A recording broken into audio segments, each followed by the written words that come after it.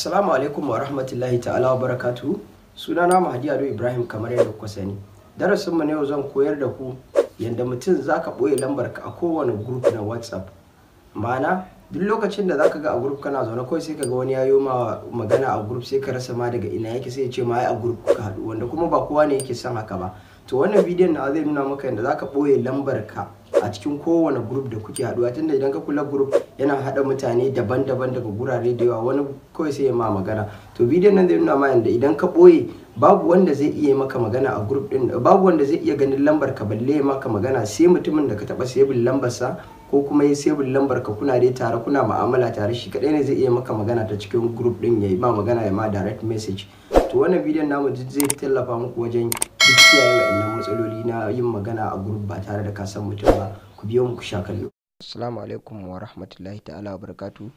Kamar yadda nace zan nuna muku yadda zaka boye lambar ka a kowane group na WhatsApp, yanda mutumin da bai da lambar ka ba zai haka kawai, mutumin da baka sai bin lambar sa ba zai ga lambar ka ba a cikin group. Tunda kaga group zaka ga hadakar mutane da yawa.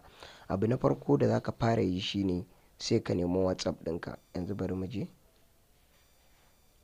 To kun ga WhatsApp din mu gashi nan mun zo kansa, wannan sai muka bude. Idan ka bude, abu na farko da zaka fara yi sai ka zo ga wani digo nan guda uku a sama, ku gansu, kun gan shi nan, gashi nan. To nan sai ka zo sai ka danna akai. Kana dannawa kun ga zai nuna maka settings, ga settings nan, sai ka danna a kansa. Kana dannawa akan settings sai ka zo kan account, gashi nan nan account, kun gani.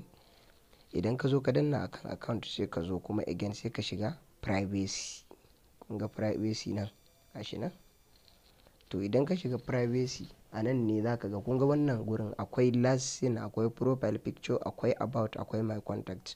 To wannan gurin da aka rubuta about din nan, gashi nan, nan kenan, kun gan shi nan, sai ka danna a kansa. Idan ka sa everyone, kun gan shi everyone, to duk mutumin da yake wani group din zai ga lambar ka a yanda yake dai, a yanda suka yi shi a farko kowa zai iya gani, shine everyone kenan. My contacts, kin ga idan ka zo ka sa a nan iyaka contacts ɗinka su kadai ne za su iya, sorry na kashe network dina ne, bari in kunna. Idan ka kashe, iyaka contacts ɗinka ne za su iya ganin wannan ɗinka. Idan kuma ka kunna, kun ga kamar haka everyone, to kowa da kowa zai iya gani. Ko yanzu kai adin din mutum ya ganka a group zai ga lambar ka. Idan ka zo ka sa my contact, to iyaka contact ɗinka su za su ga wannan abin naka, lambar ka a cikin group. Idan ka sa nobody, a nobody din nan idan ka saka, to duk mutumin da ya shiga group yana nema ba zai ga lambar ka a rubuce a cikin group ba. Nagode.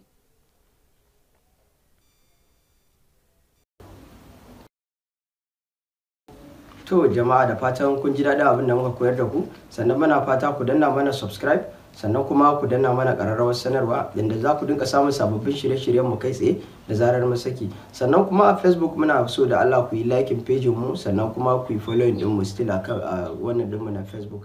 Nagode.